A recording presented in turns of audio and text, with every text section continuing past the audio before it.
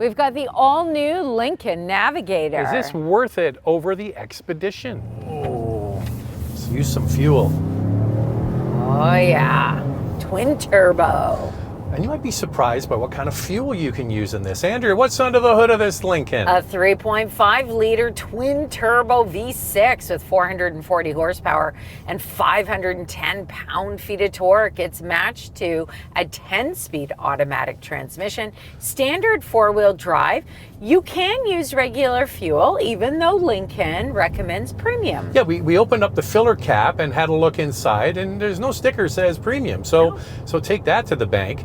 And this is the same engine that we had, or you can get in the Ford version, right? Yes. In the Platinum and also the off-road one. Okay, so Andrea, now let's get in, because it's a Lincoln. It comes with a big list of standard equipment. The base model reserve comes with Lincoln Digital Experience, a 48-inch panoramic display, an 11.1-inch touchscreen, 5.8-inch second row touchscreen, wireless Apple CarPlay and Android Auto, a 360 camera, wireless charger, 28-speaker Revel Ultima 3D audio system, leather heated and ventilated front seats, 24-way power driver seat with memory, 22-way power passenger seat, a heated steering wheel, heated second row seats, panoramic sunroof, and a power tailgate. Just last week, we had the Ford version of this, the Expedition. Now we've got the Lincoln. I'm more in the camp of, I think the mainline vehicle, the Expedition, is so good, especially that Platinum model. This is a lot more money. I'm not totally sold that this is worth the extra. Look, if you want the premium luxury badge, then maybe you are going to go for the Lincoln. It definitely has more features. Lincoln is calling this a spa on wheels. The Expedition is not a spa on wheels. Is it a nail salon on wheels? No, it's not. Can I get a foot rub on wheels? Nope. Now, don't worry, no one is going to be falling asleep at the wheel with the spa, because you have to be in park to activate the rejuvenation system. And it's easy. Tap of the touch screen, your seat reclines a bit, it warms up, there's sound coming in, ambient lighting, the screen gets calmer, a more relaxing experience. Let's say you're on a road trip and you just need a break. You pull over for a 5 or 10 minute rejuvenation. And you know when you go to the spa, they have the stink that they pump in? Yeah, they have that too here. It's a lot of extra money for the extra smell. People actually like the smell, Zach. It's called aromatherapy, Andrea. I'm down with all of that. Now, speaking of the way this handles, I gotta say, it's a little bit too floaty-boaty for my liking. Yet, even though it's floaty-boaty, we're going over some rough surfaces. I wouldn't say that it does the best job eating up the imperfections. I think it's got huge wheels, first of all, and because it's floating around, I think it's not really hopping. But anyway, we drove the Ford last week, and now we're driving the Lincoln. It's too soft, even in sport, for my taste. Same. I prefer the Ford. Both of them, by the way, have an amazing turning radius. There's no active rear steering, but you wouldn't know it. This thing just turns around. Amazing. You can turn it on a dime. In the city, it's just so easy. The 10-speed automatic transmission is great. It shifts smoothly. It's quick. I like some elements of the Lincoln for sure. It comes standard with Blue Cruise. You've got Lincoln Co-Pilot Drive 2.0, an adaptive suspension, continuously controlled damping system. But overall, it's just a little too floaty for me. It's too soft for me. And the rest of it, the engine, the transmission, and the Ford, copy and paste, really. You get more performance out of this one, but you can also get that engine in the Ford. I just don't think it adds up to be, if you're badge conscious, I get it. All right, Andrea, what do we need to put it in? You got to put it in S for subscribe, and if you can hit that notification bell, you'll be notified when all of our reviews drop, and then you can watch them. And we do this, a couple car review twice a week. The first one drops on Wednesday. We put another one out on Saturday. So make sure to like and subscribe. That's what people ask. What can we do to help the channel? Yeah. That's the only thing. So Andrea, foot to the floor. Let's get this 500 pound-feet of torque to work. So much power, my hair is flowing. It really is a terrific engine. But even if you get the Expedition with slightly less power and you don't get this available engine that's in the Expedition, still very good. And they pipe in some noise. I'm okay with that. People are really anti the piping in of the fake sound. I like that. It makes me feel good. So go for it. I got to say, Andrea, I think the Lincoln looks better than the Ford. I will give Lincoln credit for that. I like the color. I like the thin headlamps on this one. And because the one they gave us last week was, I called it the fridge because it was white, this definitely pops more. Yeah, I really like the light bar in the back. This has a real bold and commanding position on the road. Great road presence. When people see me, they move out of the way. Visibility is terrific. I like how I sit up and over the dash. I get the appeal of this, especially for comfort level. This gets 8.9 inches of ground clearance, and it comes standard with power folding exterior mirrors, which I'm really loving because we park on the street and this is a big vehicle, and also power running boards, which I'm also enjoying. Standard 22-inch wheels, available 24-inch, and an 18-inch spare tire. Now, it's really great to get the Ford last week and the Lincoln this week. We complained a lot, about them pushing a lot of the features in the Ford into the screen or onto the steering wheel controls. With the Lincoln, they push even more. I'll give you an example. To change the outside mirrors, you have to do it through the steering wheel. There's no button here on the door. There was with the Ford. To change the vents, you don't just move the vent around, old school. You have to go into a screen and do it digitally. Those are a couple of examples. Some people are going to be frustrated with the lack of physical buttons, like me. Yeah, it's not the best scenario to have everything in the screen, but you can set up profiles, which I've done. Zach and I are obviously sharing the driving, and I could not handle having to go in and manually try and get my seating position. So I set up a profile and it was all done, but it's just so much going on in the screens. It's going to take you some time to learn it all. What it does well is it's very comfortable.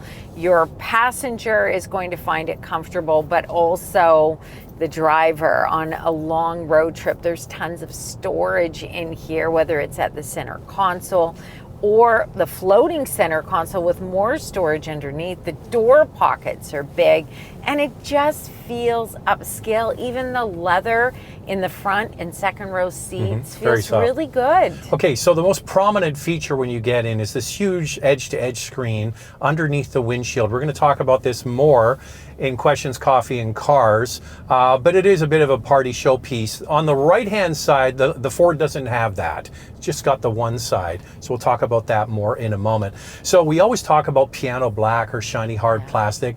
They kept the piano black for the piano key shifter, Andrea. I like that. And if you hit them just right, you can play Ebony and Ivory. Did they do that on purpose? Ebony. I don't know. And but I suppose kind of clever, right? If they did do it on purpose. What I don't like in here is the steering wheel. I didn't like it in the Expedition. It feels awkward to turn. If you have your hands 9 and 3 and you're just driving straight on the highway, it's no big deal at all. But it's the turning that's awkward. So funny you'd use the steering wheel for turning. And it's because of the ratio of the steering. You have to put a lot of inputs to go in tight corners, where other vehicles that have a similar kind of steering wheel, the ratio is tighter, so you don't turn it as much. So it goes long, short, long, short. 2 weeks now, still not totally used to this. No, and I tried really hard to try and figure out how I could use it that would make it easier for me. And I still didn't find it. So just so you know, give it a try. You may like it. You could be okay with it. That's up to you. Okay, so we had Hyundai recently, similar kind of steering wheel. It was in the background. You didn't notice it. With this, it's in the foreground. That's, I think, the best way to describe it. The third row has Lincoln Softex seats, so the leather doesn't carry through, but it still is very comfortable in that third row. This is an 8-passenger vehicle, and Our test model has captain's chairs with the massage feature and the big center console back there. You don't have to get that because those seats actually don't fold flat, but there are other options. You can get regular captain's chairs, the seats fold flat, or a bench seat. And there really is not a lot in the way of options for this. A lot of them are just packages for exterior. So here's me getting in the second row seats. As Andrea mentioned, these don't fold flat, but they are electronically controlled. They slide fore and aft and they recline. They also have a chauffeur setting for the right seat. What that does is caddy the front passenger seat forward to give that rear passenger extra legroom. The Navigator and Navigator L have 43.5 inches of front row legroom and 42 inches of second row legroom. Now, because these seats are the fancy captain's chairs, they don't slide forward as much as, say, the regular seat. You can get in there, and once you're in, you actually get very good legroom, good headroom, and your knees are at a nice position. Plus, because the rear seats are electronically controlled, they actually recline. Third row legroom's coming in at 36.1 inches. Lifting the power liftgate on this model, you can see that there's a useful cargo space even when all the seats are up. Underneath, there's a little bit of extra space. The third row seats go down electronically. We already mentioned second row is limited. Cargo space behind the third row is 37.4 cubic feet. Behind the second row, 84.5 cubic feet. And overall cargo space is 121.6 cubic feet. The Navigator L offers more cargo space as it is almost a foot longer. All right, you have some questions about this big screen and more. Time now for questions, coffee, and cars. Your questions from Instagram. The front dash looks too busy and distracting. I would like your opinion too. There's a lot of technology going on in here and you can set up profiles, but a little bit too much for me, I have to say. What I don't understand is, okay, so you've got the instrument cluster here with the navigation next to it. That's fine. But all this stuff on Andrea's side is just all the information you would have in an instrument cluster or here, but just really big. Like the trip computer is this big. I know. And then the clock is this big. And the weather is like, it's just because they can do it. And then the vents, like they were blowing on me and I had to go into the screen to move the vent around so it would stop blowing on me. It's just, I don't know, it's just too much. So it got me thinking, what is the average Lincoln buyer? The average Lincoln buyer is 63 years old. So I'm thinking to myself, all this high tech. Well, you're 30 years away from that, Andrea. However, this Navigator surpringly skews younger. 52 years old. Well, that makes and sense. If you get the black label, 48 years old, and the Aviator skews even lower. You think about what you're using it for. You're using it to move kids around. So of course younger people need it because they still got kids. The older people, the kids have left. I mean, this is overkill for them. Yes, it may be overkill, but people still like a body-on-frame SUV and may even older will buy it. But the fact that maybe all of this technology, if you're a tech person, maybe you would love it. If you're skewing a little bit younger, I don't know. Nice, they nailed it on the tailgate versus the Ford. Absolutely. That was the number one thing about the Ford. Our neighbor, actually, we were out and met him in front of the house. He goes, what's with the back end of this Ford? And now the Lincoln, much nicer. Well, body colored, it just makes more sense. Hey, if you want to get a question in for a future episode, don't be shy. Follow along on Instagram. It's Motormouth_Andrea.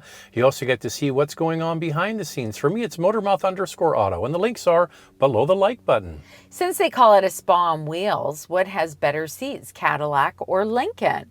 Well, I have to say that these seats in the previous model, I never found super comfortable. I know some of you did, but I didn't. These are much more comfortable. Like I'm maxing and relaxing in here. It could have been the setting that someone had done with the other one, and we're the first ones to get this. This is comfortable. We'd have to do a back-to-back with the Cadillac. Yeah. I'm up for that challenge. And now it's time for our hot topic. What's this one, Andrea? Why no hybrid? It's the same platform as the F-150 that has a hybrid. Well, you're absolutely right. The F-150, this is based on the F-150 platform, is available as an electric. And it's also available as our regular hybrid. It hasn't gone perfectly swimmingly there at the Ford Motor Company with people having issues with it. So eventually I think it will migrate. It is a plug and play for this platform. I would love to see the Navigator with a hybrid. I think the market has spoken. Hybrids are popular. People want to get better fuel economy, and a body-on-frame SUV like this with a hybrid system would be great. Okay, let's get into all of the vital stats of Navigator. Let's start with pricing. We'll do Canada first and then move on to the US. Canadian pricing includes freight, PDI, and fees. The Reserve model starts at just over $128,500, and the Black Label is just over $151,500. In the US, it's MSRP. The base Reserve is just under $100,000, and the top trim Black Label is just under $117,000. Here's the fuel economy, 15.6 liters per 100 kilometers in the city, 10.8 on the highway. That's 15 miles per gallon city, 22 on the highway. The towing capacity is 8,700 pounds and the warranty is 4 years, 80,000 kilometers or 50,000 miles. So luxury body-on-frame SUVs, here's 4 to choose from. For your consideration, 4 vehicles for you to consider. Up first is the Cadillac Escalade with a 6.2-liter V8, 420 horsepower, and a starting price of $126,000. The Lexus LX with a 3.5-liter twin-turbo V6, 409 horsepower, at a starting price of $130,000. The Infiniti QX80 with a 3.5-liter twin-turbo V6, 450 horsepower, and a starting price of $113,000. The Grand Wagoneer with a 3-liter twin-turbo 6-cylinder, 510 horsepower, and a starting price of $108,000. So there are 4 body-on-frame SUVs for you to consider. Lightning round. 2 things we like, 2 things we like to see improved. I really like what Lincoln has done with the exterior design. It's certainly very comfortable. What I find overwhelming is just so much being done in the screens.